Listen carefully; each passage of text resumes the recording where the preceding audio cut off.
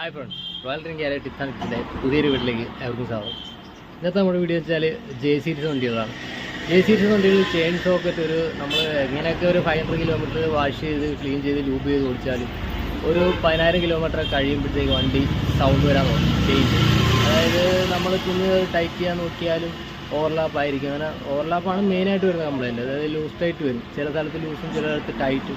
ആ ഒരു കംപ്ലയിൻ്റാണ് നമുക്ക് മെയിനായിട്ട് വരുന്നത്. അപ്പം മെയിനായിട്ടത് വരാനുള്ളൊരു കാരണം എന്ന് വെച്ചാൽ നമ്മൾ ചെയിൻ സോക്കറ്റ് മാറുമ്പോൾ ശ്രദ്ധിക്കേണ്ട ഒരു കാര്യമുണ്ട്.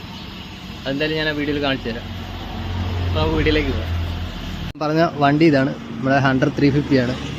അപ്പോൾ നമുക്ക് ചെയിൻ സോക്കറ്റ് അറിയാമല്ലോ, ഒരു റിയർ സോക്കറ്റും വരും, അതേപോലെ തന്നെ നമുക്കൊരു ഫ്രണ്ടിലൊരു സോക്കറ്റും വരും. അപ്പോൾ നമ്മൾ മെയിനായിട്ട് ശ്രദ്ധിക്കേണ്ടത് ഇതിൻ്റെ ബെയറിങ് നോക്കുക. റിയർ സോക്കറ്റിൻ്റെ ബെയറിങ് കംപ്ലൈൻ്റ് ആണ്. അപ്പോൾ ഈ സോക്കറ്റ് പ്ലേ ഉണ്ട്, സൈഡ് പ്ലേ ഉണ്ട്. എത്രത്തോളം വീഡിയോയിൽ ക്ലിയർ ആയിട്ട് വരുന്നുണ്ടെന്ന് അറിയത്തില്ല. അത്യാവശ്യം നല്ല രീതിയിലുള്ള സൈഡ് പ്ലേ ഉണ്ട്.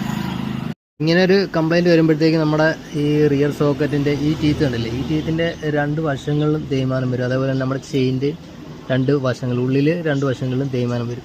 ഇങ്ങനെ വരുമ്പോൾ തന്നെ ചെയിൻ സൗണ്ട് വരാൻ തുടങ്ങും. അപ്പോൾ നമ്മൾ ചെയിൻ സോക്കറ്റ് മാറുമ്പോൾ ആ ഒരു ബെയറിങ് നമ്മൾ മസ്റ്റായിട്ട് മാറി കൊടുക്കുക. വലിയ റേറ്റോ കാര്യങ്ങളൊന്നും വരത്തില്ല.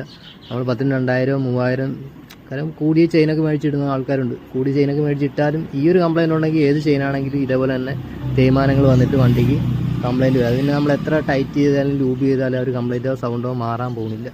അപ്പോൾ നമ്മൾ മാക്സിമം അതോടെ മാറി വീഴണമെന്നുണ്ടെങ്കിൽ നമുക്ക് ഇച്ചിരി ലൈഫ് കിട്ടും.